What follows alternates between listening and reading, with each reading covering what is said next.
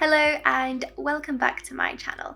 Today we're going to be creating a vitamin brand called Wonder, and this is another brief from Wildflower Design Core. Today is going to be a bit of a different one. We're going to be working with a copywriter and I'm going to leave her details below. So the process is going to be a little bit different, and of course we're going to have copy, which is a very important factor in branding. And if you already don't know, my name is Cami. I am a brand designer / strategist, and here on YouTube I do tons of passion projects like today. And you can also go follow me on Instagram. That is where I post the most, that's where I interact the most, so yeah. So as always, we're going to start with a mood board. However, because I'm working with someone else, I'm going to treat this more as a client. So what I like to do with clients is create 3 different mood boards that capture the vibe and the colours, just to give the client or my copywriter a choice because we're collaborating. As well as I like to create 3 mood boards that are for typography and give us the direction of which typography we'll be going for the logo and all that jazz. And then we'll be giving our client or our collaborator the choices between the 2 groups of mood boards. So for example, we decided to go with mood board number 1 and typography number 1, although we could have gone with any one of them and we could mix and match. And it's important that we would have an idea of how we could mix and match a playful and happy feel with a more elegant typography. So it's always important to have an idea of how we would be able to mix and match these different mood boards together with the typography mood boards. And I would do the usual thing that I always do, is put a layer on top of the photos of the mood board with the colours that I'm thinking could work. But as always, these colour palettes can change and that is totally fine. So here I have 4 different fonts that I'm thinking for this, and it really fit with my type board, and I felt like I can really work with it and I can really change it and really fit the inspiration that we were going for. And when you have like a couple of options, I think it's really important to just listen to your instincts. You don't always need a solid reason of why you're not going with this font. It could be just an instinct, and that is totally fine. So what I like to do when I have chosen my font is have a look at the glyphs that there is already in there and have a look at other letters for inspiration, just to see if there's anything in another letter that I like that might transfer to the letters that we have right here. And the first thing that I wanted to do with this font is, of course, we want to customize it. And what I really liked from the inspirations is these lines that are going out.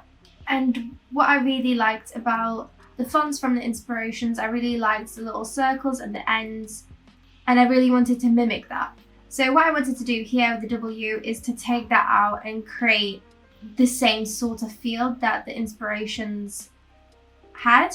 And if you are new to this channel, just by the way, I am self-taught and I don't actually know the specific words for all of the sections of the typography of the font, or whatever you'd like to call it.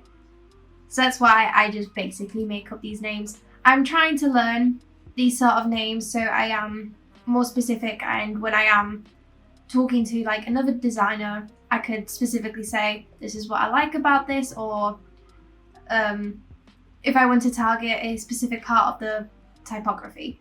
But as of now, I'm still learning, and I still need to find the time to actually go and learn. But that is totally fine.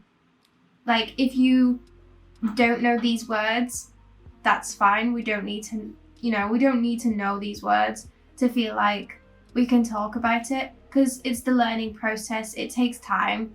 And if someone is out there judging you for not knowing, well, people will always hate, and just ignore those comments, because it takes time to learn this stuff. It's basically a whole new language of typography. So in this font, I continue to add these elements so I create a more cohesive font. Because when you're making these changes, you do want to create something that is cohesive. And you don't want to create something, if you're making a change in the font, you don't want it to seem as if it's not supposed to be there. So it's really important to have a look at all the letters and ensure that it does still fit together, which is why like I did start to change the W, and then I went on to the R and the E and the N, so it all feels cohesive. And I have the original font, and I think it's always good to have a look like where you came from and see the changes that you're creating and compare if the changes that you've created are enough to make this a recognizable logo and that someone cannot just type out the word in this font and have the logo. So here finally you can see my finished products next to the font that we started with. And next we're going to start with the logo variations. And what I really wanted to do is separate Wonder into two lines. So we have Wonder underneath, as well as having the W as the logo mark. And then after we are done with the logo variations, it's time to see if the colours that we've chosen are still working, and if not, we'll change them. Happily for me, the colours that I've decided on at the start have worked, and that is the best scenario as we don't need to make any changes. And then what I like to do is to put the logo variations in all of the colours and then just create a nice grid. So it's not just the same colour in a row.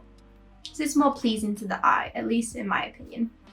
But this also allows you to see that the colours that you've chosen work across all of your logo variations, and that's how you know if your logo works. But it's also important to start working with black and white, because if it doesn't work in black and white, you shouldn't be trying it with colour. It's very, very important, because if it's not readable in black and white, then it's not doing its job as a logo. And before we continue, I'd like to just say, please give this video a like and a comment if you like it so far, and if you love it, give me a subscribe. If you're not sure, wait till the end, and let's get back to it. And next we're going to start with packaging. So that was like the big factor for this brand, especially because I'm working with a copywriter, and that is where all of the magic is going to be happening for the copy as well. So we had a call and a meeting. So we talked about all of these different things, as well as like having a look at the target audience and who that could be. So it was very alike to what a client would be. It was very similar. And we also had a look at the options and the competition, who that could be. And we noticed that the target audience basically would want a product that is sustainable. So what we've decided on was to create packaging that is sustainable or recyclable of some sorts. So that is a very important factor in the mock-up choices. And happily we had a mock-up that was free to use, and it was environmentally friendly, and that really worked with our target audience. And it was really important to allow this vitamin packaging to look attractive and playful and still have the same sort of message that we started with, knowing that this is going to be a playful brand. We wanted to keep that very much in mind. So when we look back onto the mood board, we can really see the sort of vibe within the packaging as well. So this was the layout that I was going to use for the brand. And what we were waiting right here for was the copywriter to have a look over everything, just ensure that we're still on the same page. And then she would send me the copy, and I would place this information onto the packaging, keeping this sort of similar style. We're not really keeping it very strict. It's an open idea, so anything could change. And yeah, So yeah, sit back, relax, and watch and read and enjoy.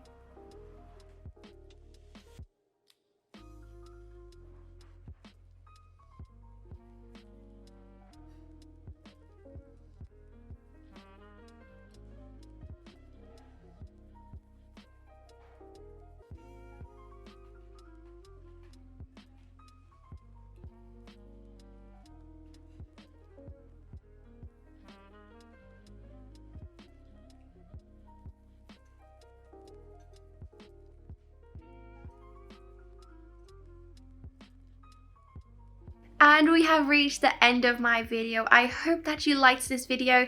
I really enjoyed creating this video, especially working with another person who's a creative, the copywriter. So it was definitely a bit of a different process than my usual YouTube videos, but it was so much fun creating it, and I hope that you have enjoyed it. And if you did, please give a like, subscribe and comment. Also go check me out on Instagram. I would really appreciate if you would go interact on there too. It means so much. Alright guys, well I'll see you guys next time. Bye!